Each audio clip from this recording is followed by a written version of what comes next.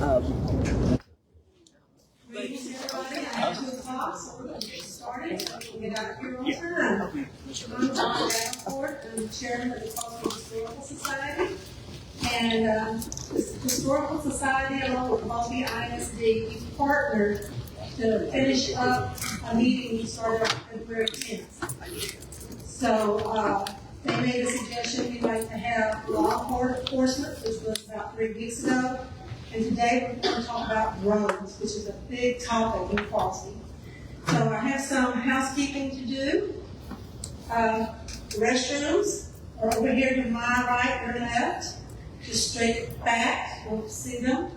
I told my speakers, speak into the mic. If you can't hear, it's not coming through clear, just kind of do a wave so that it reminds them to come down to the microphone. And when we go to the questions and answers, really speak up loudly, and they're going to repeat your questions for the people who are watching online, because they couldn't hear that last time. They just heard them explaining things and didn't know what the question was. So that's 2 things that we're changing this time. I want to thank Paul Patterson and Brett Bergenmeyer for their hard work putting all this together. It's kind of nice to just come up and speak, and they've done all the footwork, so I do appreciate it so very, very much. Also, I'm going to put a plug in. The Crosby Bicentennial Committee voted to give us $1,000 to the Historical Society to order more of the Bicentennial cookbooks. So we ordered 100 extra cookbooks. In a week's time, I've sold 30. So we have 70 books to sell again. So if you're interested in that, they're $20 plus tax. Most people are, it's $1.65 tax, so just giving us $22 because they don't want to change. So that'll be up to you. So it's a good little keepsake. The first section is all on kolaches. And that's what Crosby's really famous for. Anything else? Alrighty. I'd like to introduce our first speaker, Philip Garland. He is a North Harris area engineer for TXDOT. So please welcome him.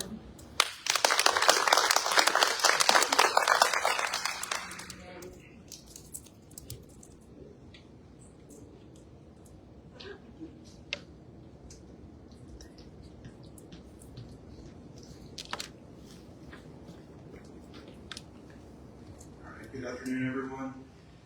My name is Philip Garland. I am the North Harris area engineer, and we oversee construction in this area, Crosby. So all the projects you see out there are overseen by our office. So we always like to, at every presentation, we like to start out with a safety moment. We have an in the street program. Around the state of Texas, we're averaging 10 fatalities a day on our roadways. And the last deathless day on TXDOT roadways was November 7, 2000. We have a bracelet as a reminder with that date on it. So all of our projects that we do are done, with safety in the forefront. We're trying to improve the roadways from where they currently are at. So I'm just going to touch on a few projects that we have, some current projects, some future projects. I'm sure you're all aware of the project on 2100 from 1960 up to Huffman Cleveland Road North. That project's about 4.5 miles. Construction start date was February 2022. The completion date has been pushed back a little bit to the summer of 2026. We had a little issue with the permit. We thought we were going to be able to acquire that a lot sooner. So we weren't, so we had to kind of move around areas to keep the project going. But we got that permit approved, and so now Weber is able to go to work on all the areas that they've left out. We kind of had to swallow them through the roadway, but we're going to be back on track, and hopefully we're going to beat that summer 2026 finish date. The construction cost is $54.8 million. Widened on freeway, we're going from 2 lanes to 4 lanes divided out there. Another project is going to be on US 90, 0.42 miles east of SLA to 0.03 miles east of FM 2100. And That project's about 7.4 miles. Construction date, our contractor, I actually just talked to them a little bit ago on the way up here. They're planning on starting on Tuesday night. NC Squared is a subcontractor, and Texas Materials is the prime.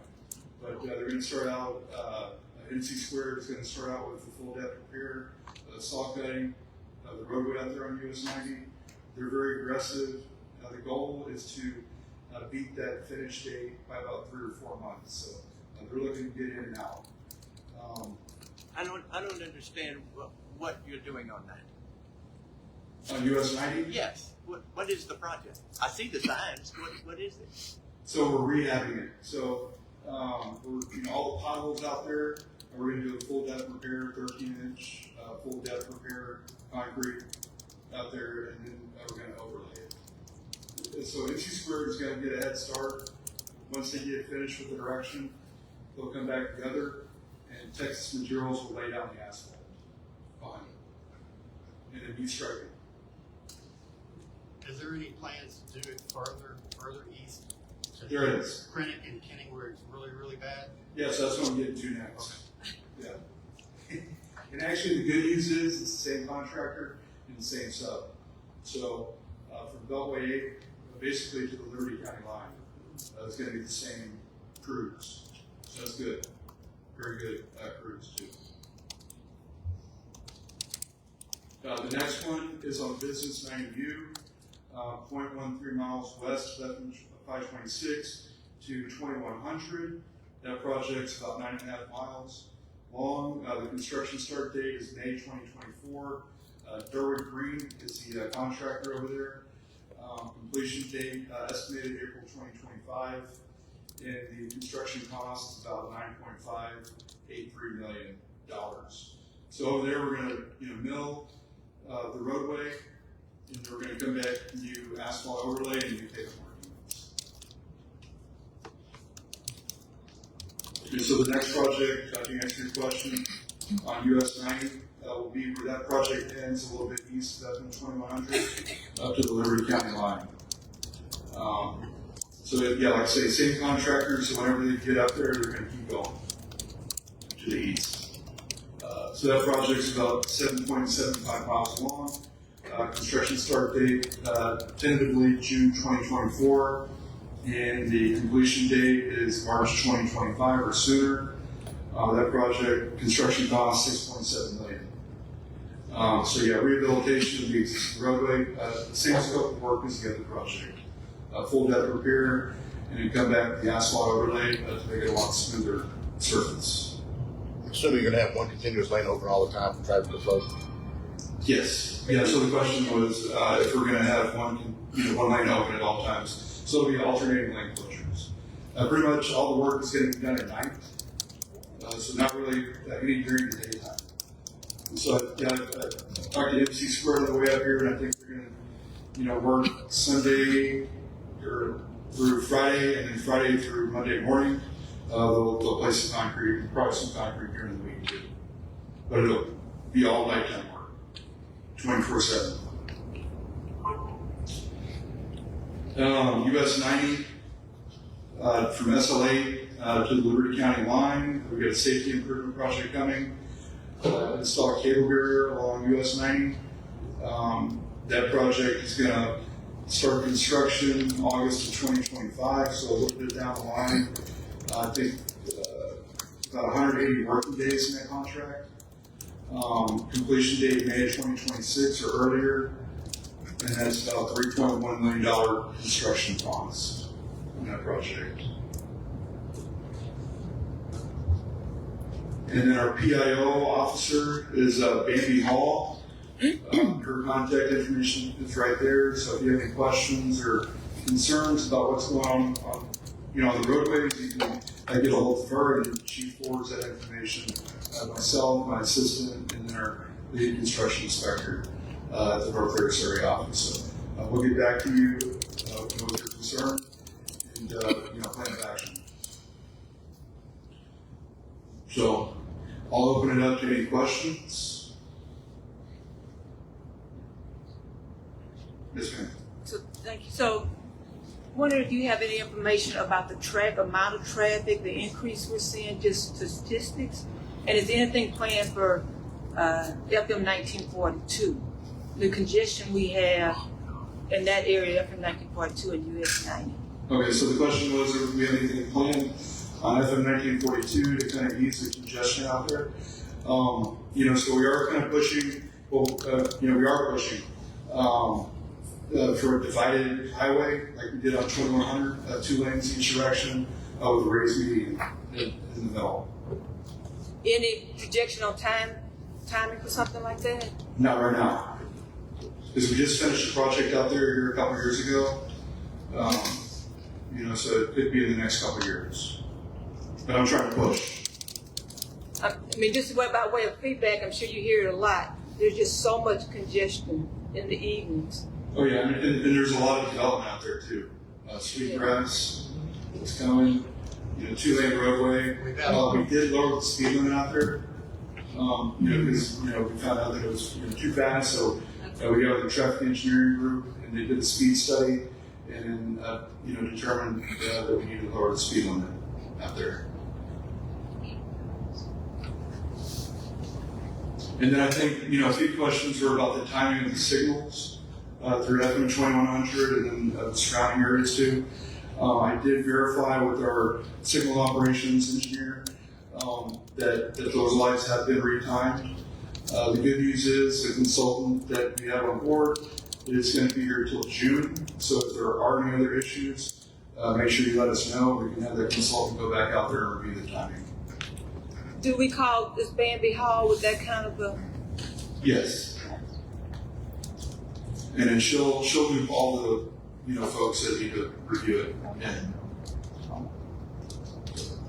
Take our question. Yes, ma'am. I understand that there's gonna be a widening of East Stroker Road. Do we have a time frame on that? I think that would probably be the county. Stroker. Yeah, so we have FM 2100, US 90. So any kind of roadways off of there, would be Harris County. Right here. It's a little privileged. Okay. So you can address that. Sir? During the construction on I-10, there was a lot of issues. We have the sheriff's department got a lot of calls on 90 coming north, 21 going north, turn left on 90 going west. There's no turn signal there. There's plans to put anything like that out there to help with the time of the light going southbound, to help people turn. Where's the intersection again?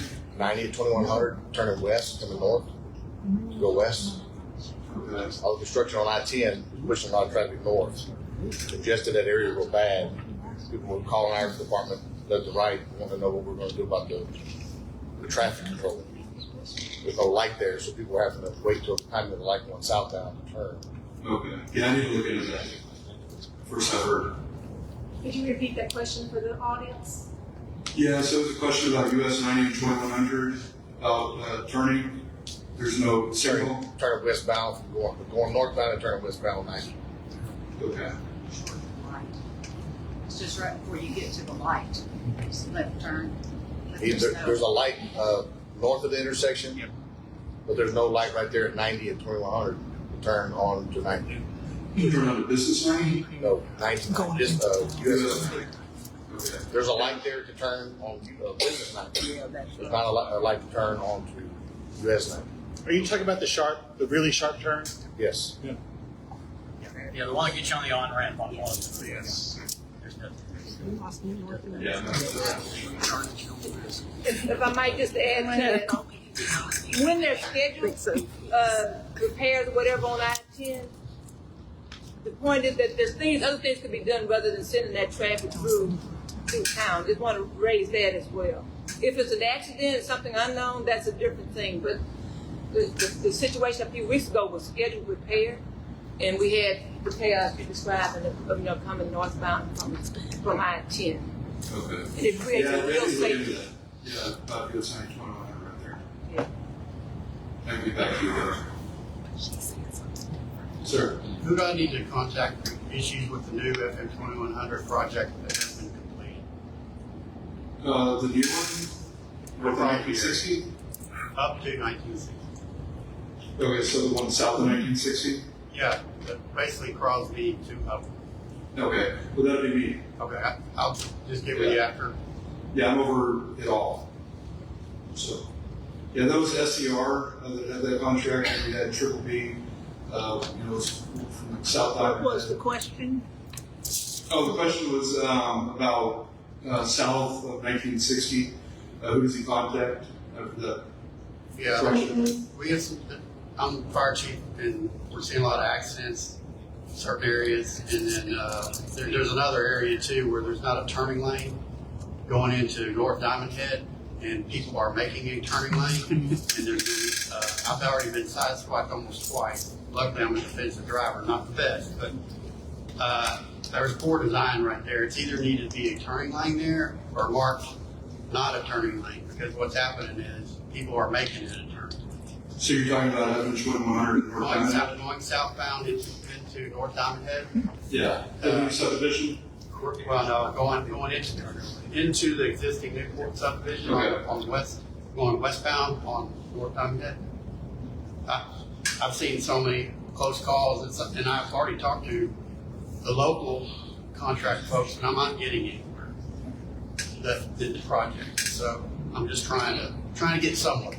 Okay. So get some kind of resolution. And then there's some other raised meeting issues too, but we can talk afterwards. I don't want to. Yeah. We can talk. In the back? It's on the Cedar Road, it's on the 90 between Prentick and Kennings Road. There's some holes about this deep in there.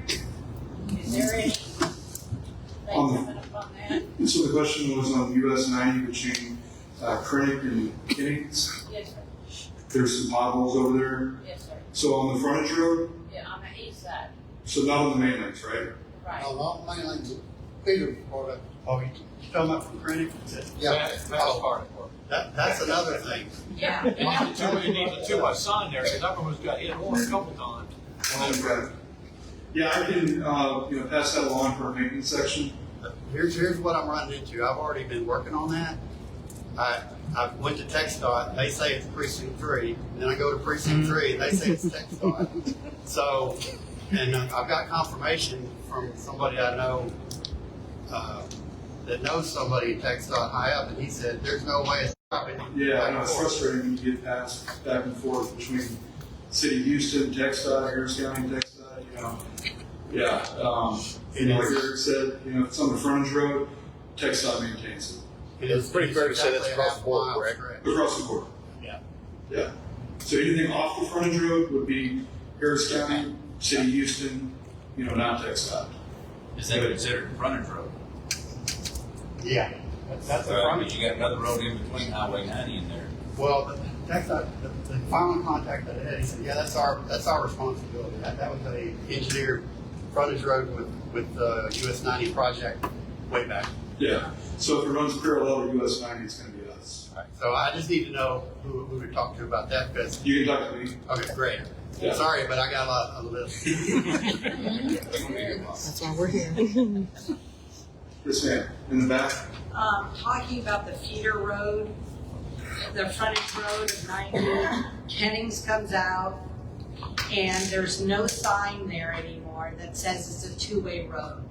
I have gotten run off of that road more times than I can count, with people thinking it's a one-way road. It's crazy. A lot of that was the construction guys getting off work trying to get through. Yes, by the fire station. And when you turn left from Kennings to go to get on 90, at that intersection that has no light, people turn left. They get in the left lane and turn left to get on, 2100, going, what is that, southeast? I mean, it's really dangerous when you're trying to turn onto the frontage road and you've got somebody in your lane that's trying to go left of 2100. Right. Yeah, so the question was on the frontage road, turning from Kennings, coming toward 2100, correct? Yes. There's some confusion about the two-way traffic. Yeah, all the way from 2100 all the way up to Credit. You get them coming, thinking it's a one-way road from both directions. Right, so yeah, we probably need to put some more signage out there. maybe refresh the striping. But yeah, I understand, the unsignalized location now at, coming, I guess, westbound on the frontage, and it's unsignalized. It's unsignalized and people go left and they get the last lane. Yeah. Which is the lane going east. Right. Right. So, Yeah, basically where you and are. the thing is you only can turn right to go up 2100. But everybody, because of the traffic congestion is so bad, everybody just gets in the left lane and goes left onto 2100. And the people that are trying to turn in, those people are in their lane. That's not good. It's crazy. Yeah, so yeah, we'll look into that for sure. I'm sorry. To be fair, some of that's people not paying attention. Oh, I don't know. I mean, the traffic here is insane. Whoever designed this, Well, they didn't have development in mind, that's part of that. Okay, on Bohemian Hall Road, coming from 1942, you get to where I think that's Kennings Road. There isn't a sign there one way or the other. And so you don't know what street that is if you're not familiar with the area. That one's probably mine. So here's a really quick rule of thumb. If there's a number, it's probably TXDOT's. If it's just a road name, it's probably mine, with the exception that there are portions of 2100, like south of 1942, that's the precincts, and north of, the Commons is the precincts. But in general, if it's a number or a frontage road, it is TXDOT's. That's correct. So Kennings is mine. Okay, all right, see, right there. Wait hold that thought for you don't know what, they say turn on Kennings, and if you're not familiar with the area, you don't know that's Kennings. Right. And it's both sides. I was with some people, we were supposed to meet somebody on Kennings, and we went and had a road trip all around Crosby. Not that was hard, but still. Sir.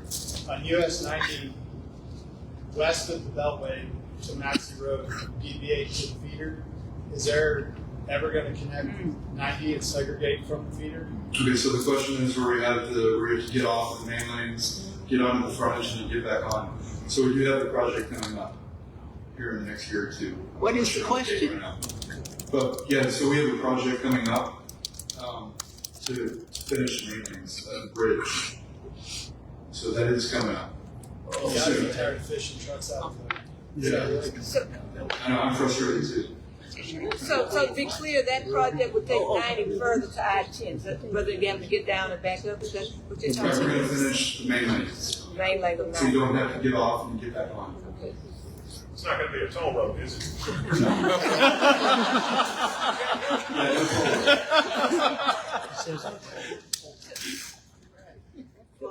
I'm sorry, the problem is that, is there any plans so that you go from 90 and connect to Beltway 8 rather than have to go through the traffic light or exit, flyover? Oh, flyover? Like a direct connector? There's not really any talk about that. I mean, I can ask. The question was if there's going to be a direct connector from US 90 on the Beltway. Not at this time. Could be. So we did look at doing a roundabout at that really wide intersection, but that got turned down. Too many trucks. It's a lot of big trucks. Yeah. Any other questions? Okay. I have two. My question is there anywhere online where we can find a list of projects?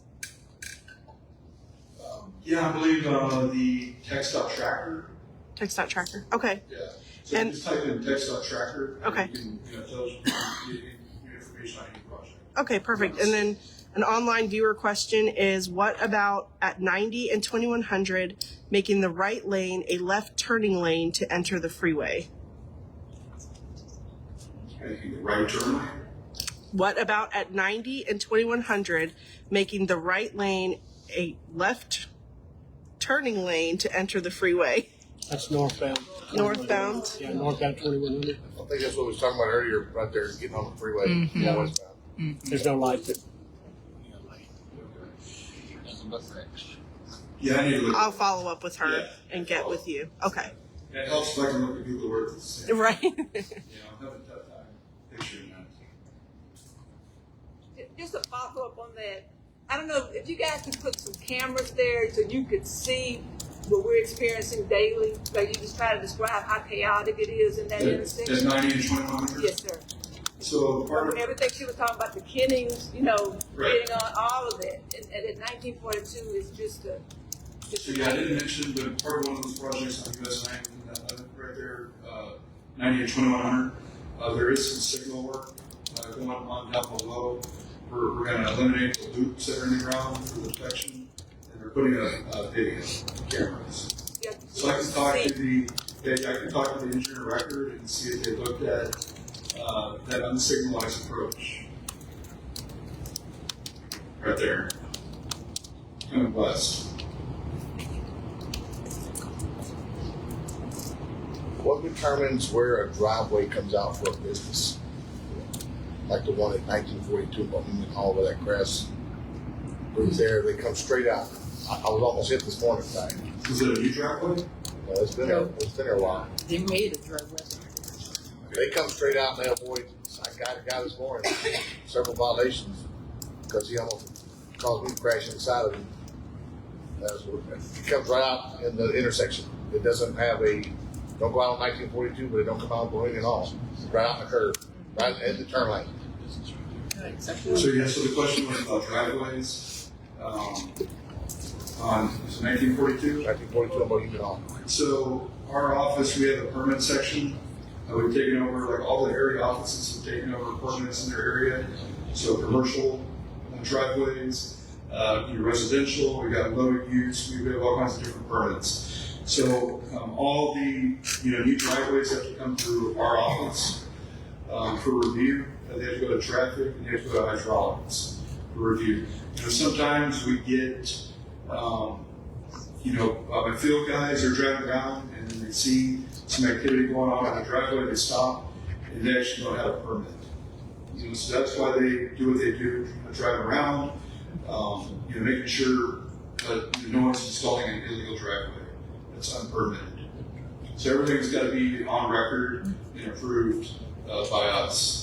I think this was an existing driveway that they just started utilizing at business. Yeah.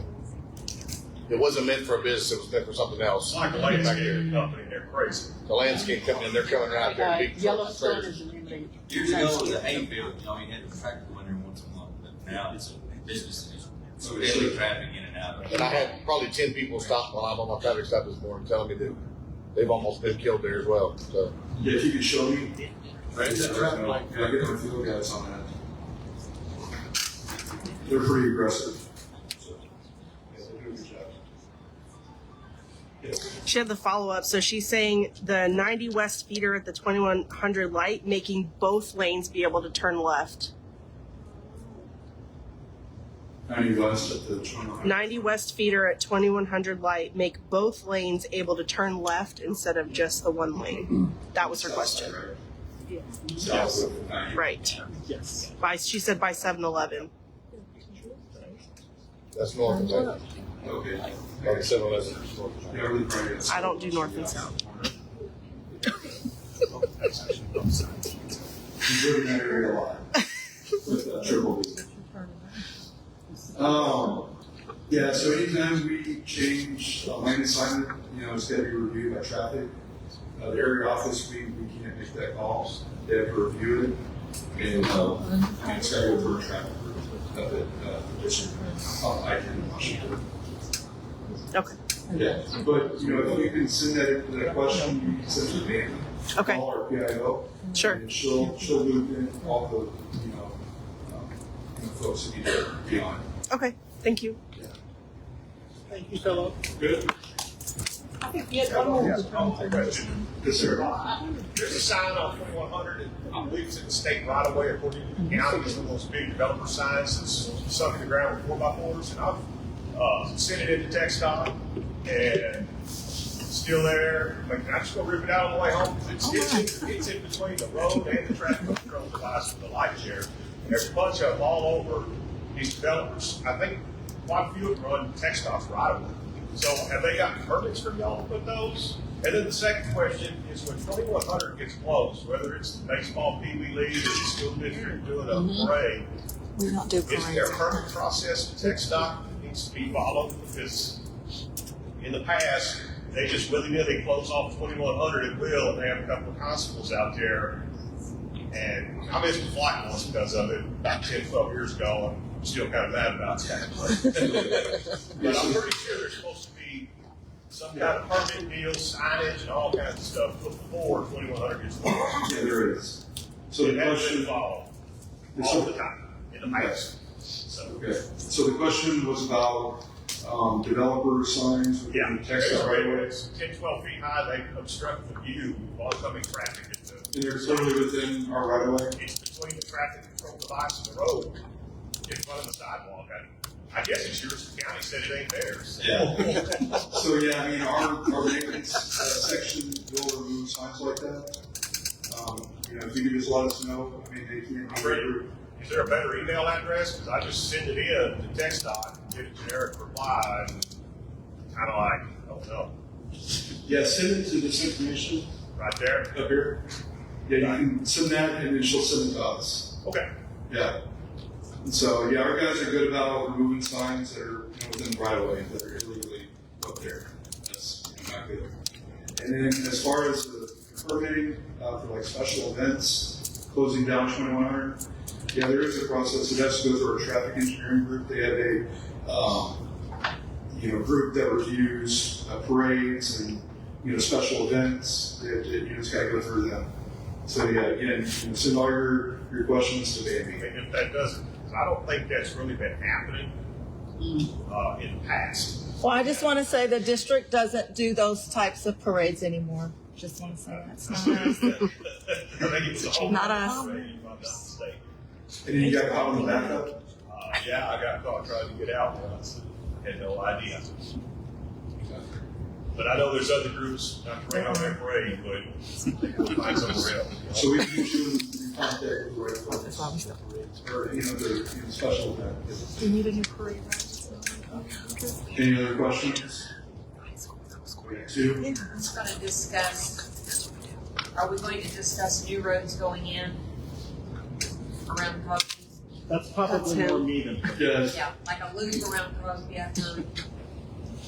You're gonna take care of that. Okay, just wondering. Thank you. Sure. Okay. My question is about Kinnings Road. What do y'all plan on doing on Kinnings Road? Kinnings Road? Kinnings Road, yes. County. That's most likely going to be mine unless you're specifically talking about something near the highway. Yeah, unless you're talking about an intersection with 90 or 2100. Well, I've heard one thing, y'all gonna make it 5-lane road. On Kinnings? Kinnings Road. Yeah, that won't be TXDOT. I will gladly go up there and start taking some of these questions in just a minute to figure out what's mine. So we'll both be out here for a while. All right. Good. You can always contact us, if something comes to your mind later. No. All right. Thank y'all.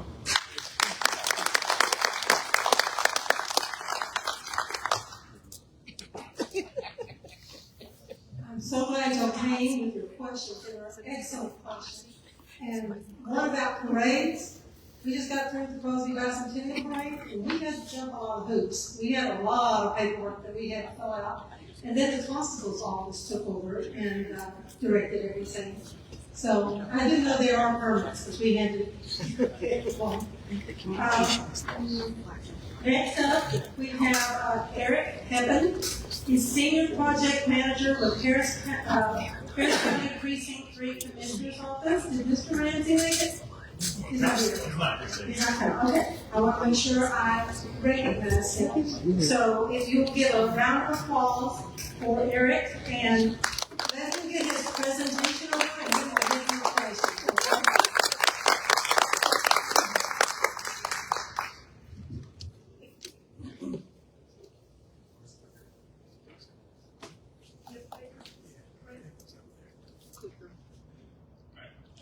We're going to do this with the mouse. So good afternoon, everyone. Thank you for coming out here. Some of you know me, some of you don't. For those of you that don't know, my name is Eric. I'm with Precinct 3. I want to start by just letting you know the goal of what this presentation is. A couple of things we're really high level. One, as you kind of talked about, make sure you understand the roles and responsibility of the precinct. We've had a lot of conversation with the precinct, what's TXDOT, so I want to make sure you understand roles and responsibility of the precinct. I'm going to talk a little bit about drainage projects, road projects, some parks. What are the precinct responsibilities? Feel free to hold your questions towards the end if you like. If you want to pepper me a little bit, I'll try to answer your questions throughout the way. I am not as well armed, so I have a stack of business cards. So if you have a question and if you're asking a specific road, the best thing afterwards is just to grab my business card, email me, and I will gladly get back to you. I will get you the best answer I can today, but if you email me, I will make sure that we get the full answer to you afterwards. Does that work for everyone here? Yep. Yeah. All right. So, Precinct 3 at a glance. Precinct 3 covers almost 6,800 lane miles of road. What does that mean? It's a two-lane road. You know, we count both sides of that. We maintain over 6,800 lane miles of road throughout the unincorporated portion of Precinct 3. So if you were within a city, for example, if you were in Kingwood, we don't do your road maintenance. If you are in Baytown, we don't do your road maintenance. In regards to the precinct distinction, that's because you're an incorporated municipality. We maintain 72 parks. There's a variety of them here on this side. For example, we maintain Rounded Chambers Park, we maintain I-2A. There's a large variety of parks that we maintain within Harris County. So this map up here shows Precinct 3. Commissioner likes to joke that it's the horseshoe. You know, we start all the way in the villages down here by the downtown area. We go up to the Cypress, Fairfield area. Then we go to Tomball, Spring, Humboldt, Kingwood. We have head Cascade along the way. We go to Huffman, Crosby, and then down to Baytown. As I said, we have 47% of the road maintenance within Harris County. And I prefer, just for, I have to get a political dig in there, with 25% of the resources. So we maintain a huge amount of the county. One of the questions we often get is, well, you're the precinct, what do you do? So, big thing that we're talking about here today is road maintenance. Who is responsible for what? This is a basic list of services of what we are responsible for. So, day-to-day things that matter to you. If you have a pothole on a named road, it's not the road ones with the numbers right now, that is something that the precinct maintains. So our crews go out there daily, they patch holes. If there are signs that are missing, they will put new street signs up. If there are striping that needs to be repaired or replaced, that is something we do. If there is a barrier at the end of the road because the road ends, that is something that we maintain. The job of the precinct at its base value is to make sure that your roads and drainage is functioning. That is our core values. Talk about drainage. If you have a roadside ditch, which the vast majority of this area does have, it is the responsibility of the precinct to clean your ditch. It's the responsibility of the precinct to make sure that your culverts are functioning. Those are things that we try to really make sure that we focus on in terms of the precinct. I don't know if you've noticed the last couple of years, you've seen a lot of really big asphalt packages come out in these areas. We spend a lot of time redoing the Critic, we're spending time getting ready to do Stroger, we're getting ready to do Dallas. There's a lot of roads out here that need work. So just making sure you all realize that the role of the responsibility of the precinct is to make sure we do the maintenance and we try to get your area up to speed. So, one of the questions we really have is what roads does the precinct maintain? At a really high level, this is what we call our road log. It's an exhibit that kind of shows the roads that we do maintain. If it is highlighted over here, precinct maintains it. So if you notice there's a big gap on 1942, I don't maintain 1942. Look at a portion of 2100, precinct doesn't maintain it. This is a great exhibit to kind of show you what the precinct does. So on the right hand, it shows what we call our entire Crosby service area. So we call, please don't shoot the messenger, I know that there's a lot of communities over there. We call everything east of the lake in terms of our maintenance camps the Crosby camp. So our Crosby camp is over there off Middle Wilson Road. It's got about 20 guys over there. We also use resources from our Lindsay Lions camp, but they do a great job. We call everything east of the lake Crosby. I'm sorry for the embarrassing Pam, I promise. Hi, I'm good. Okay. So that is the role of the precinct. We maintain these roads. So I was warned that I was going to get questions about Theodora, and I was going to get questions That's good. and about East Lake Houston. So I kind of referenced on that the role of the precinct is maintenance. So I'm going to go to a really higher level about development. So Harris County does not typically construct the 2 lanes of a roadway. So a developer will do this. You see all these new subdivisions going in, the developers are building the roadways. So on some of these new subdivisions, they are building a portion, like if you're looking at Sundance or Sonoma further up, they're building portions of East Lake Houston Parkway. When they do that, they are required by Harris County rules and regulations to build the first 2 lanes of the roadway, which will ultimately be 4 lanes. They are required to do the detention for all 4 lanes of the roadway and dedicate all the road right of way needed through their property. If Harris County were to just go out and do that on its own, Harris County has to pay for all that extra roadway, has to pay for all that right of way, has to pay for all that mitigation. And that is a really bad value to you as a taxpayer. So Harris County typically tends to focus on maintenance. Once the first 2 lanes are in, we look at traffic patterns. One of the questions I've heard a little bit about is, is it going to be a double left onto, let's say, onto 90 from 2100? The tax office circumstance in Harris County, because we have different roadways and different bodies. So for example, on a precinct 3 maintained roadway, unless you start having more than 300 vehicles per hour, you will have 1 left turn lane. If you start having more, we start looking at, do you need a second left turn lane? When you have a roadway, typically if you have 10,000 vehicles per day or less, it is usually, not always, but it is usually sufficient to handle tandem lines of 2-lane road. When you start getting north of 10,000, 12,000, 15,000, it's usually too many vehicles for a 2-lane roadway.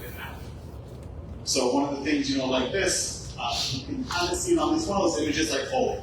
I know I don't have a logo about Foley, I'm sorry. Foley Road has functioned as a 2-lane road really well for a really long time. That is until the developers have started to come in. We recognize that Foley is going to have a problem if it doesn't currently have a problem. I'm not trying to minimize the situation right now, but that Foley, the current and growing problem with Foley is going to get worse. Is that better? So we're already trying to start working with developers because there's an existing 2-lane road. So the developers will look at us and say, I have no responsibility to improve that. The existing 2-lane road is there, Harris County, the rest of it's not here. But we're trying to work with the developers to say, hey, you are about to bring 10,000 vehicles per day onto this road. You can't handle it. It's not sufficient. So we are trying to get in front of the problem before it gets even worse. So, talking about these 2 areas over here, I touched a little bit on. So, Theodora is on the left-hand side, and East Lake Houston theoretically is on the right-hand side. Please forgive the size of the images. So, the one on the left with Theodora, you can kind of see where it's next to that existing subdivision over there for PDN. They will be responsible for constructing that roadway within their plat boundary. If you look north of it, it will cross the railroad track, but there's that big track that's vacant right now. That track is owned by a developer. If Harris County goes in there, we have to purchase the right-of-way from there, we have to build the roadway, do the mitigation, and we would have to figure out how to permit that railroad crossing. It's not that we can't, but it is typically incumbent upon the developer to do that. Then it gets to the rail, to the center point transmission line. That is something that when we get to that point would probably be a Harris County responsibility. Because there's no way Center Point is going to plat that right away, is going to develop that property, so it will come up for Harris County to do it at that point.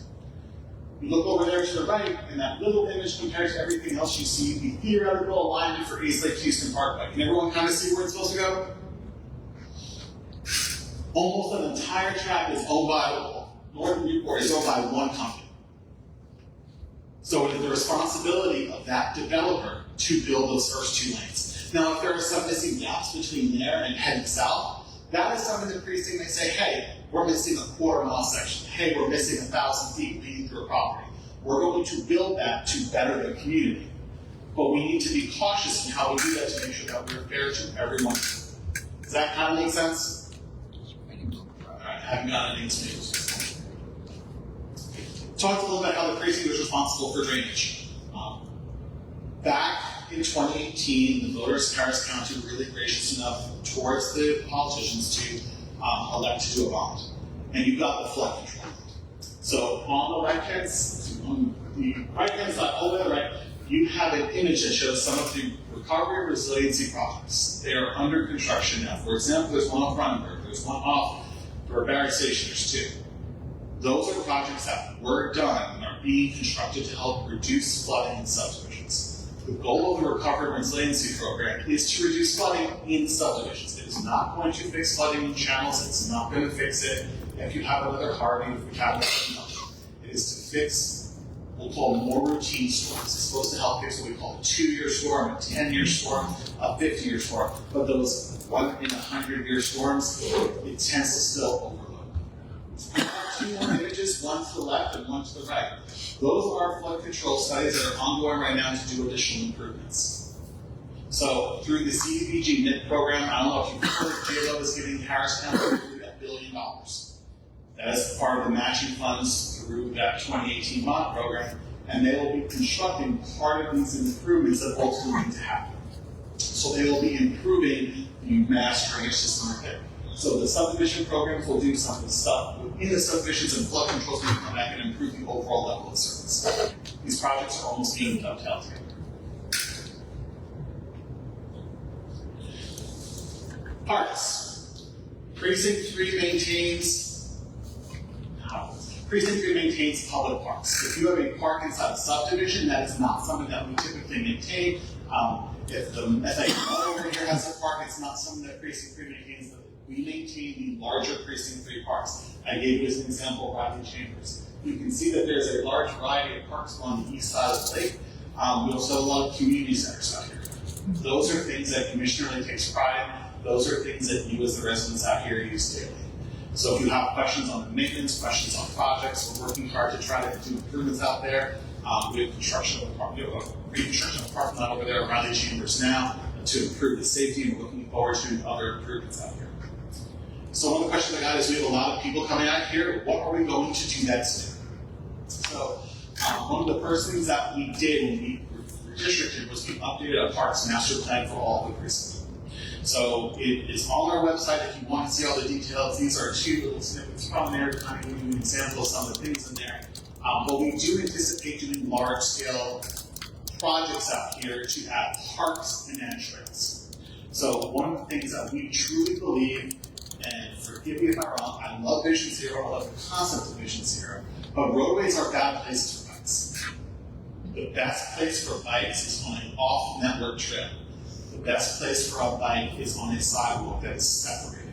It is not necessarily on the road. I understand that they have a right to be on the road, but that it is safer for everyone when they are off. So one of the things that we are doing is looking at Cedar Valley and having a large network trail up and down, and then having some connections going towards it. So that is one of the long-term goals as part of our Parks Master Plan. If you're all worried to ask me, when are we going to do it? It is part of the long-term 30 to 40-year vision. We are working with flood control to see where we're going right away, to see if we can start doing bits and pieces. It is not today, but it is the long-term vision. Also, the Parks Master Plan talks about doing 2 large regional parks out here, one north of 1960, and then one more towards the center of the area.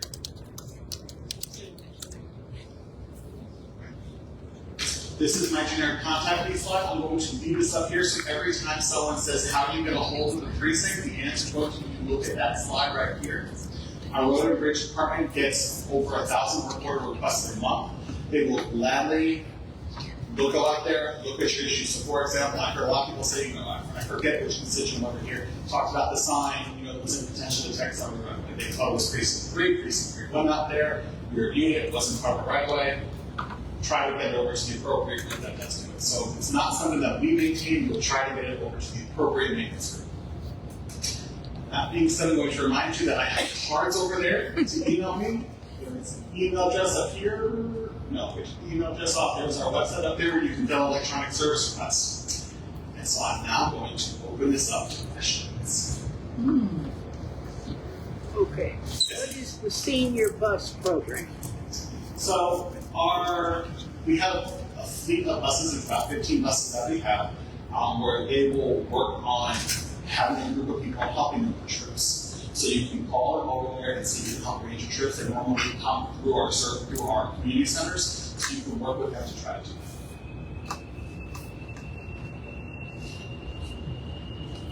that. And you're going to wait this. You have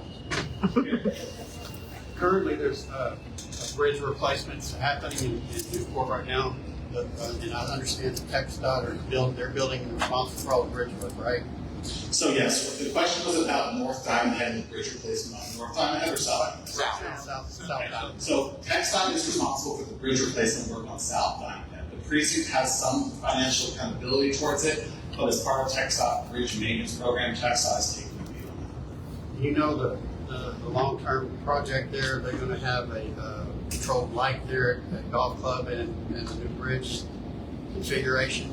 I don't know the ultimate plan out there. I know that we're looking in the future when Diamond Head gets extended, what it's going to look like.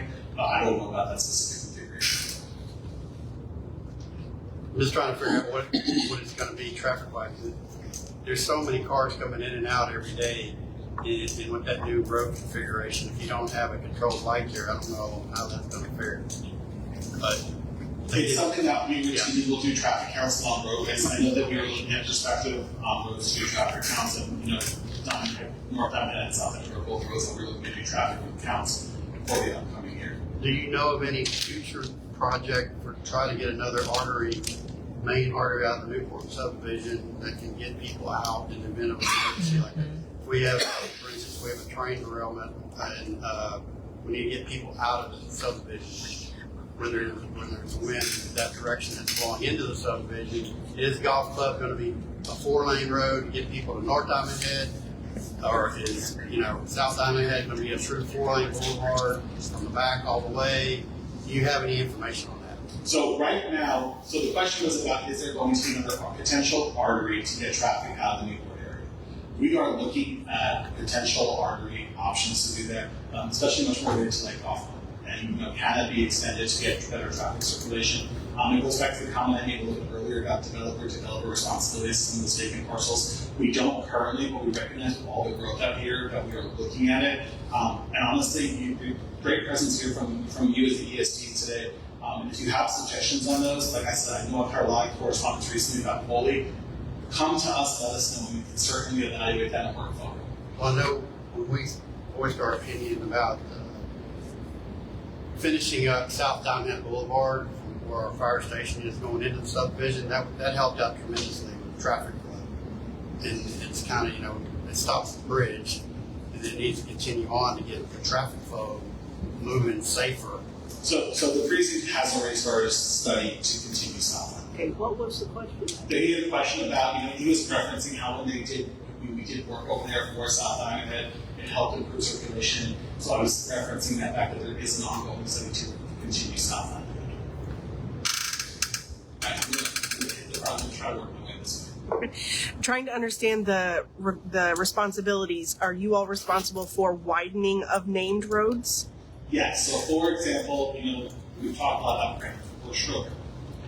Those are 2-lane roads. Okay. If it needs to be a 4-lane road, that is something that the precinct would be responsible for doing. We have a viewer question asking about the widening of Runberg to Bohemian Hall. So right now there is not a project for the precinct to widen that road. There are portions specifically by Runberg at Bohemian Hall where the developer is building a subdivision, where the developer is building the subdivision, and the developer is building the left turn lanes. The developer is required to do what's called a TIA, a traffic impact analysis, before they start building to show how they're going to impact the road and what improvements that they're going to have to do. And that'll often be a left turn lane. It'll be a signal. That is something that they're required to do as a condition upon their development. Thank you. You had said something earlier about widening Foley Road. It may or may not be your responsibility.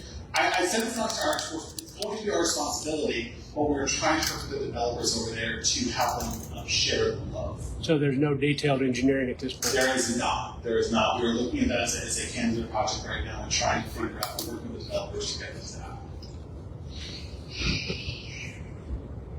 Yes, ma'am. So Yule Road, they're putting through that new subdivision you were talking about, I think, on Bohemian Hall Road, Rutherford, and it's got a sign up that says that the road's going to be closed at Bohemian Hall there one day.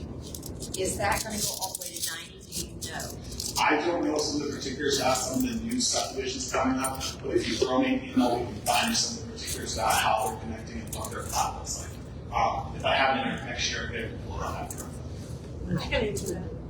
Apparently she can answer that. I'm with Crosby-Huffman, and they had to get permits, and they gave us all their plans. And in their plans, yes, it's supposed to go from Ewell straight through theirs and connect with 90. But there's a lot of work to be done with 90, where they're going to come out. With existing roads like Lindstrom, so that was not decided or told to us how they're going to handle that area. But it's supposed to go through and hit 90 or a feeder road. I can also pull up some plots and show you what we have. I just can't speak about that right now. Yes, ma'am. Okay, I know you said for road-specific questions that we could probably email you, but I'll give it a shot anyway. You absolutely can. If you have questions on a specific point or maintenance, I don't tell you. Well, with the opening of 99, we've been hearing, and with all of the new development, we've been hearing that our private road could potentially go from 1942 to Highway 90, which of course you can imagine doesn't make us happy at all. But I wanted to know if there's, if you're able to tell me if there's any truth to that. Is there any where we can find future projects? Yes, so I'll answer both those questions. So about a list of projects is the first question. Where can you find them? In our website, there is a list of projects all the way to precinct3.com. I have a lot of extras to leave this slide up. And there is a portion of the website that has a list of the current projects that are ongoing. So that's regarding what's currently under design, what's under construction. There is a list of projects. Regarding your question about the precinct taking a private road, making it public, that is a rather large feat. There is no current talk within the precinct about taking a private road, making it public. I'm not saying it can't be done. We technically could, but there's no discussion about doing that at all. Usually when you have a private road, you're required to buy property from each individual person, bring it up to current county standards, and that's not something we do very well. There's no discussion about it right now. That's good to hear. And also we've heard that Printing is going to go all the way to 99. Do you know if that's accurate at all? So ultimately there's something called a major thoroughfare plan. The area up here is a little bit different. You're outside of the ATJs, but there is an adopted major thoroughfare plan that says ultimately what roads are going to be 4-lane boulevard sections in the future. And what that does is it forces developers to plat right away. And it gives expectations of what roads could be. So hypothetically, at some point, could it be? Yes. But I'll tell you that the initiation from the major thoroughfare plan started back in the 1930s. So I'm being serious. It's an outline of where are the major roads, so developers know what the expectations are, where is the grid supposed to be, what would they have to do. So is it someday? Yes. Is it in our time? Is it currently on the books to design? No. Okay. Thank you very much. Yes, ma'am. Do you have a timeline on the Theodore extension or the East Lake Houston Parkway? Because a lot of subdivisions are already developed there at Theodore. No, so in terms of Theodora, and the reason I brought up, and I'll bring it back up just a quick. So there is no plan from the precinct to connect them. Our expectation is that we would expect that large middle parcel that's currently owned by Lakewood Development to develop before we ever looked at doing a further connection. There's no plans right now. So that is not currently in within the precinct's potential future project list. Regarding East Lake Houston, you can see the amount of vacant land within there. Right now, we're trying to figure out if there are some strategic points that we may be able to do small segments on to maybe help with some connectivity.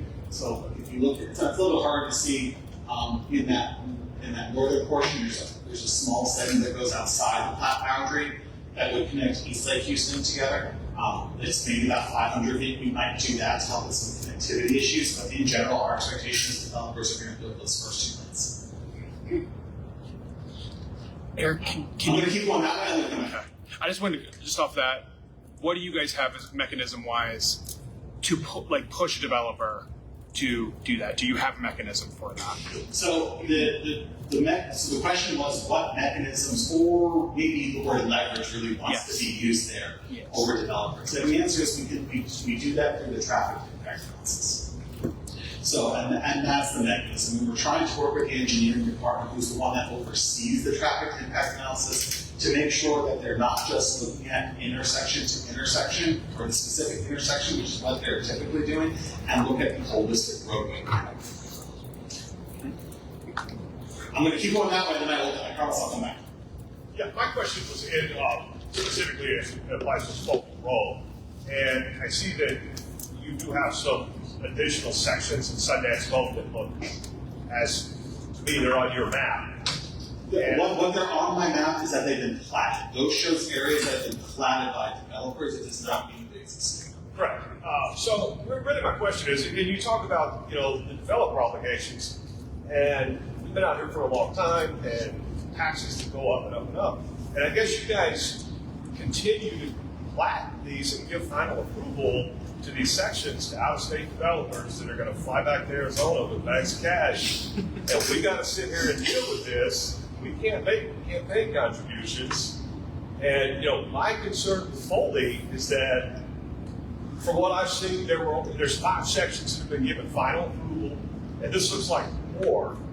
But that alone was 5 sections, 500 homes, projected to be 1,800 homes when it's over. 1,800 in Sonoma, 1,200 in Sonoma. Right. So that's 3,000 homes. We don't have any other way in or out of there, and you guys just keep giving these flats, and so at some point you guys need to just stop approving stuff. I'm going to make sure that, and I didn't focus a little bit towards the meeting, so I want to put a disclaimer to this.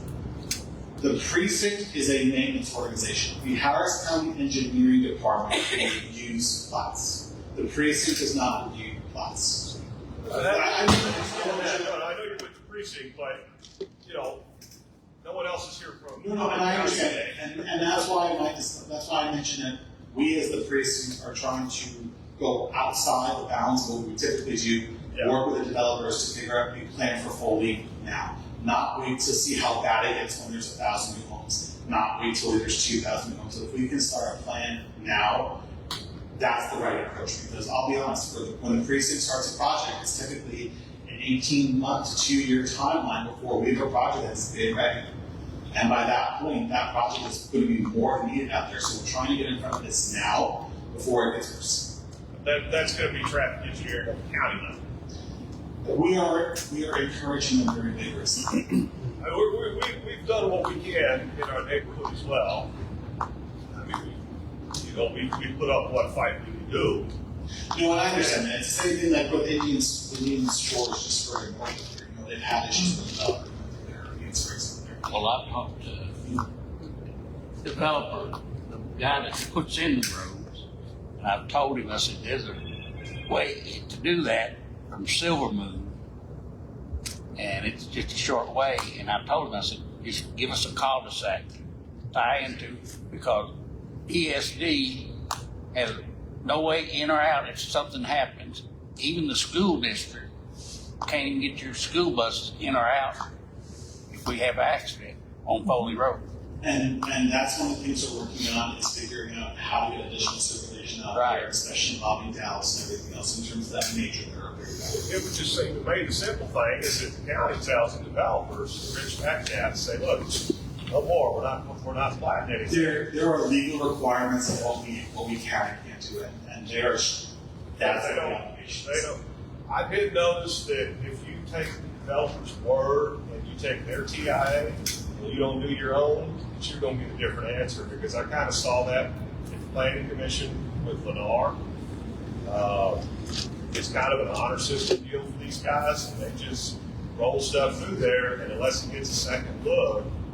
So your question was about TIA review. So the Harris County Engineering Department will review that TIA. We have 2 traffic engineers at our office that will make sure that the recommendations, they're not going to review the TIA, but they make sure that the TIA feels correct. They used to be the ones that helped lead the traffic department. They left games to the precincts so we can use their expertise. Keep working my way this is Also, one other thing, in Lake Shadows, we've got a ditch that's got full-grown pine trees in it, but you're 30, 40 years old. Is that belong to the water district? Does that belong to y'all? If you send me an email about where the ditch is, I can figure that out. I'm going back to you. Yes, sir. What is be planned as far as mitigation of flooding, like bios and things being bridged? And I mean, I've worked this area for over 19 years, and I was out here during Harvey, all the main hurricanes, rescuing people, doing things of that nature. A lot of areas that can use just the ditches, and I used to do development in the engineering department through Baytown, that area before. So a lot of the bios and things are being used to dump from, let's just use Springfield for instance, Baytown. Everything in Springfield down Garth Road, North Garth Road dumps into Cedar Bayou. Okay. But that Cedar Bayou hadn't been dredged, and you might find a dinosaur or two out there that dredged last. So when the main channels, like those main arteries, like heading north towards Cedar Bayou, that's something that flood control has the maintenance jurisdiction of. So when it comes like that, something like that, we're trying to work with flood control to do more maintenance. Their maintenance funds are more restricted. Commissioners trying to work with our members of the court to get more maintenance money so they can do more dredging, do more maintenance on those. The maintenance that we can really help out with the most is inside the actual subdivisions. In regards to what I think you were asking about mitigation and how can we do more, whenever a project comes along, they have to mitigate themselves. So when a developer builds a new subdivision, they're required to mitigate. If flood control does a channel widening, they're required to mitigate for any increase or to make sure that what we call no adverse impact downstream. So I'm going to keep working. Yes, ma'am. Yeah, I got a question on what can it do to help with the traffic between Bohemian Hole and Ramsey Road? Because you got a 3-way stop there, and I almost got creamed there coming to this meeting. The best thing you can do is you can write me a quick email. I will get over to our traffic engineering folks, and they can do a study over there to figure out if there's improvements that need to be done in that area. Yeah, because it's like temporary stop signs that's in that section. Throw me a quick email. I'll have our traffic group look at it. That's easy. Yes, ma'am, in the back. Do you have plans to make Kennings Road a 5-lane road? So I'm going to answer this in 2 parts. The question was about Kennings Lane and do we have plans to make it a 5-lane road? So the first part I'm going to say is Precinct 3 does not build 5-lane roadway sections. Okay. So, and the reason for that is a divided roadway is a safer roadway. When you have a 5-lane roadway section, you increase your chance of head-on injuries significantly. So when we build roadways and we have a thoroughfare section, we build 4-lane divided. Okay. And that 32-foot median reduces almost all your chance for head-on injury. If you hit the median, you'll go over there, you might ruin a tire, you might front end a tree that we planted in there, but you're not going to hit a car. So we're never going to build a 5-lane section. So I just wanted to clarify, because you're like, well, are we going to build a 5-lane section? We're never going to. Okay, well, that was the rumor we had. No. Are we going to build a 4-lane section? We do not have any plans at this time to widen Kennings Road. So, sorry to make that a really long answer, but I want to watch both parties. You could have went over another half hour if you want. I have no plans right now to widen Kennings Road. Keep going with this one. Yes, sir. Talking about the bios, Cedar Bayou out there. You know, we live out in that area. It's flooded, of course, Harvey. So I don't think anything's going to help that much water. No. But why doesn't the county go out there that's grown up with trees, just like the man was talking about the pine trees and the bios and everything else? So I know it's divided between 3 different counties, between Harris County, Chambers County, and Liberty County, but who's responsible for cleaning that bow? The variety of the counties together are responsible for maintenance. The flood control's been trying to shoulder a lot of the maintenance. The standpoint of flood control with natural channels is that the trees are actually doing more good than harm because they're keeping the slopes together, they're keeping the soil together. There are points where they will go in there, they will do selective clearing. I don't think I've driven large portions through Iowa personally. There are some great sections for me to look at. I don't mind going out there and saying, and working with flood control and saying, hey, there's some obvious blockage where it's reducing the flood. The trees sometimes do a better job holding the channels here than anything else.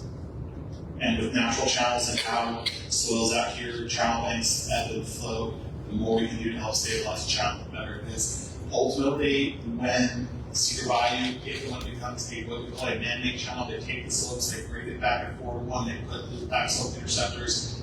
That someone will then make sure there's no vegetation out there because it's a man-made channel.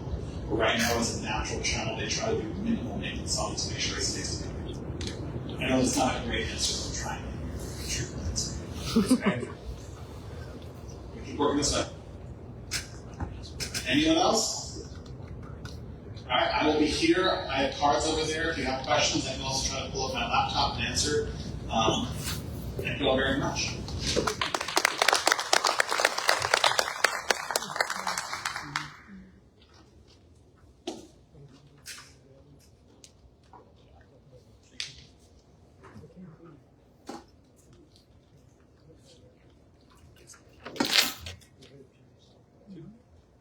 There's one thing I definitely want to take advantage of for Precinct 3. With all that they've done, I want to remind y'all that they did redo our caboose in the park. And they could have done a lot of other things in a lot of other areas, but they chose to help us out during the bicentennial. I think that project was about 30,000 And it took a long time to also find a vendor that was qualified. Yes. So we do appreciate that. So, we don't have big parks like you saw on the west side of town, but they did a little project for us, and we are very appreciative of it. And listening to all of your questions, and I went back to my childhood days. There was a little lady, I don't know how many of y'all remember Mrs. Church. We had no rail crossings over 2,100 trains. There was none, just the blinking lights. She worked 10 years by herself with a special needs child squeaking all the time.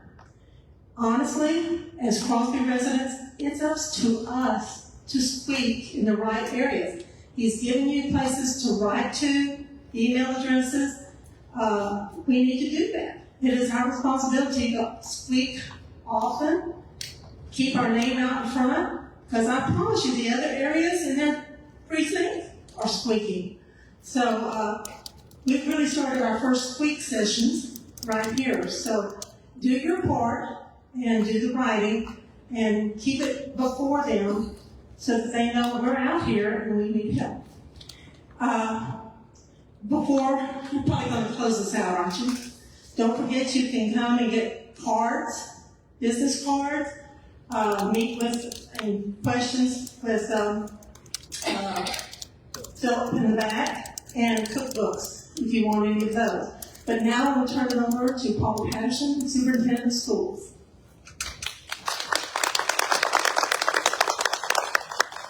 Good afternoon. Thank you, Donna. We appreciate you and all of your work. Thank you guys for coming out.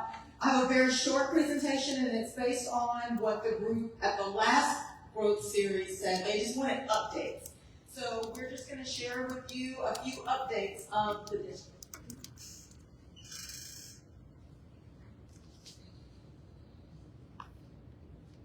Okay, we are still a 5A school district. In football, we're 5A D1, for those who keep up with UIL and know what that means. We have one high school, 9th through 12th grade, one middle school, 6th through 8th grade, 4 elementary schools, and then one early childhood. The elementary are, well, there are 2 that are 1st through 5th, and there are 2 that are kinder through 5th. Our enrollment, and this changes daily, so it really depends on when you update it. This shows 6,886. I don't remember the exact, but I think as of Friday, it was close to 6,912. That may be the exact number. 6,912. We are over 6,900 students. 6,900 students in Crosby ISD. And the enrollment for each school is there, for each level. 55% of our students are low socioeconomic. 19% are emergent bilingual, and 14% are serviced in special education. When you look at our demographics, about 52% are Hispanic, 30% white, 12% African American, and 3% 2 or more races. Our growth, and again, it depends on when you look at it, when we did this information for the slide, the growth was at 2.88%. With 193 new students. As of Friday, I think we were at 2.9%, because the growth percentage changes as new students come. And as long as these doors, especially in this campus, as long as the doors are unlocked, they're coming every day. Okay, our expansion. When you look at our expansion at this building, the high school has shown the most growth, which is interesting. Usually, districts prepare and plan for growth at what level? The lower, because we say that, young families move in with young children. That's not what we're seeing. We're seeing students at this campus. This campus has the most growth. I think maybe around 200, at least 200 new students have entered Crosby High School since we've kind of been tracking it over a couple of years. So this building that we're sitting in was built in 2016. The functional capacity of this building is 1,925. So 1,925 students. We are going to expand it, which the expansion is 912, which will take this building to a functional capacity of 2,837. What is functional capacity, and why are you stressing it? Functional capacity is pretty much how the building was made. It was made, this room was designated as a classroom, and it holds so many students. That's functional. Then you have the other capacity that is, okay, this room may have been built for a small group room, but we need to put a classroom in there. When you are just using every room in the building for instruction, but that's not really how the building was built. As of April 19th, there were 2,026 students at the building you're currently sitting in. At the high school, remember it was built in 2016. When the building was built, they did a great job of future casting. They built for what was projected for some years, and they built the building with the ability to add on when the campus grows, and we're at that point. We're past that point now where it has grown and we need more room. The plans from 2016 called for 28 classrooms and 8 science labs. Knowing the position we're in, knowing we have kids that are coming, and knowing what's down the road and what's now, we changed those plans. So the original plan was for 28 classrooms and 8 science labs. We have revised, tweaked the plans to fit 32 classrooms and 8 science labs. So we gained 4 additional classrooms, which gives us a little breathing space, right? We're over and above what we need. And room for approximately 100 additional students. The revisions and tweaks that we made are making room for 100 more students. Where did that room come from? If you walk around this building, or if you've ever been around the building, you know that it was built with flex spaces, and it's really nice. But we don't really need flex spaces right now. We need classrooms, so we kind of took away some of that flex space and turned it into classrooms for instruction. The expansion project, in March, we went out for construction bids. In June, construction will begin, and keep your eyes and ears open. We'll have a big ribbon cutting. We're going to celebrate, and at that time, after that time, you will see movement. I know there's been a lot of questions. They said they're going to expand plan, but we don't see anything happening. There's a lot of work that happens behind the scenes before you start moving dirt, and we are very close to being ready to move dirt. And it will be completed in November of 2025. We are looking forward to that time. Our biggest needs when we talk about facilities, the middle school. What we did, we put together a committee and we looked at what are the priorities of the district. Priority 1 was high school expansion. Priority 2 was do something with the middle school students. It's way too many students for that building. And priority number 3 was elementary school. So I just talked about the high school expansion. Check. We've done something about that problem. Next on the list is the number 2 priority, and that is the middle school. The middle school was built in 1975. If you went to school in that building, raise your hand. So we have current students who are in the building we were in. It was built in 1975, and currently it is over capacity. The current enrollment is 1,560 students. If you have had kids who are at the middle school level, imagine 1,560 of those lovely beings in one building where there's not enough room. Think about that.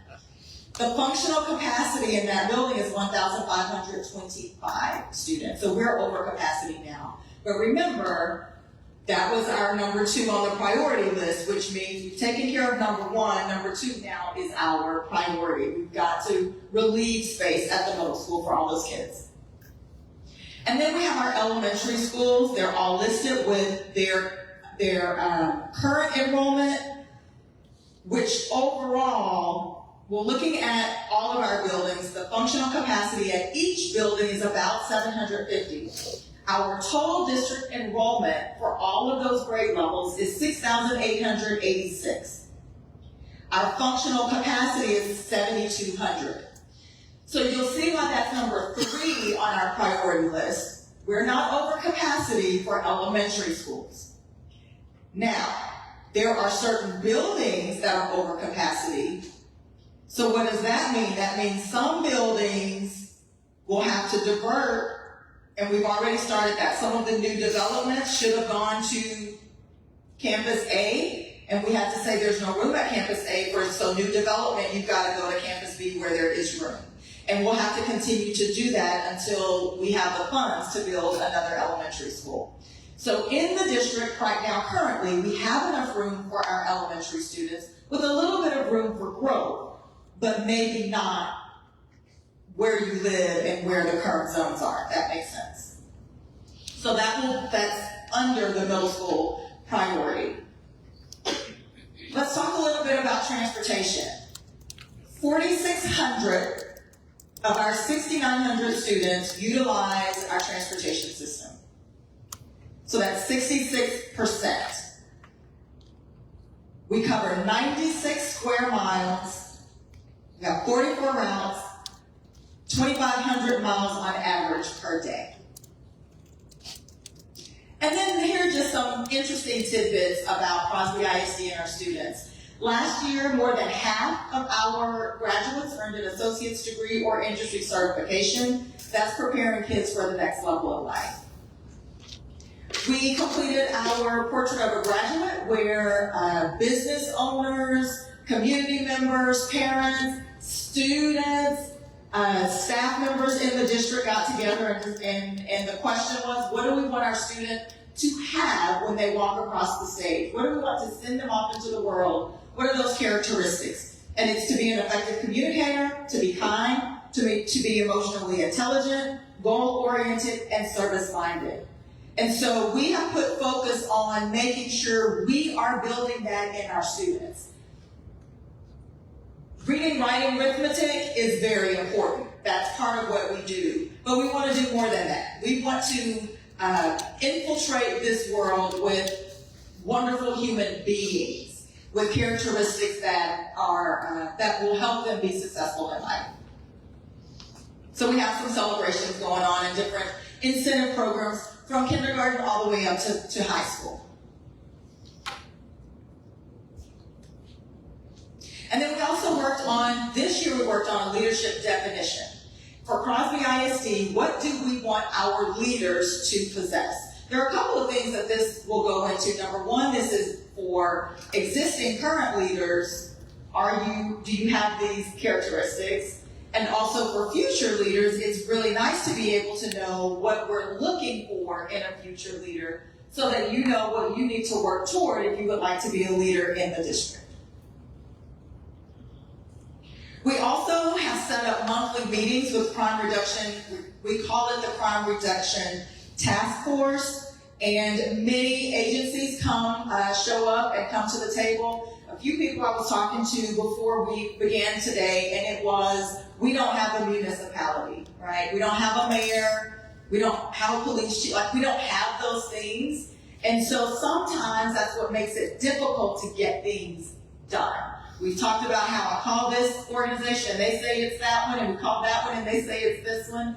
And so we have kind of stepped in, not that it's our responsibility, but we take it on as our responsibility to be the mouthpiece for the communities and have sessions like this where we can bring people to the table. And I do want to say thank you to all of the groups we work with, because they answer our calls, they answer our emails, they show up once a month, they really are answering the call. So, and I probably shouldn't call names, but Precinct 3, Commissioner Ramsey, Sheriff's Department, Fire Department, anyone we call on, they answer. And so I do want to say we're very appreciative to them. Every Thursday this year, we started a mobile market. Every Thursday on our district campus, we do food distribution, and it's free. Free food for whoever shows up. And we have it here on campus. It's at the middle school. We tried a couple of different sites, and it ended up it's at the middle school every Thursday. And not only do we have the Houston Food Bank partners with us, another organization, we reached out and they showed up. So every Thursday, but not only do we show up and provide food for our communities, what I love the most is that our students help with that food distribution every Thursday.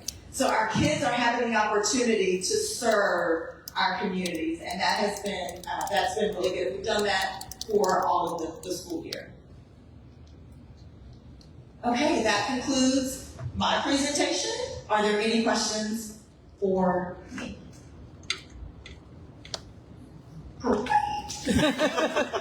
Here's a question. Okay. On these monthly meetings, are you involving the fire department and EMS? We did not involve the fire department and EMS because it started with, honestly, the idea was safety, and we were hearing and seeing a whole lot of concerns about the homeless population. So the thought was on crime, not emergency operations. But if you guys would like to be part of it, we absolutely will add you to those meetings. I mean, it is definitely a big part of it. It's not just police, it's taking care of the students. Absolutely. Everybody, fire department, fire emergencies. Brett will reach out. We have room for you at the table. The question that I'm seeing the most is the overcrowding. So I know that's what I'm going to get asked, if you have anything you can provide about that. So the overcrowding, on the buses. What are we going to? On the buses. The overcrowding on the buses. So I'll tell you what, here's the run. The 411 on transportation, or the overcrowding. The buses are not overcrowded by number. There are buses that have a number of enrollment for that bus that puts the kids 3 to a seat. The kids don't want to sit 3 to a seat. Right. So is it overcrowded? Not by number, but they don't want to be that close to each other. Right. The bigger issue is we need bus drivers. Sure. So station identification. If you would like to be a bus driver, please let us know. I actually was on a webinar Friday about that, and I got some really good information on how to get people's licenses a little quicker, and because there are a lot of requirements and a lot of hoops you have to jump, and it's good because we want them to be safe drivers, but come one, come all, we need drivers. Thank you. You're welcome. Do I have somebody who wants to sign up? No, you don't want him to drive the kids. We don't want him to drive. Thank you guys again for coming out. We all will stick around. Let us know if you have Ms. Norman. Just general, will your presentation, TXDOT Precinct 3, will these slides be on the website? Yes. Give us a few days. Okay. But yes. Have a great Saturday and a wonderful rest of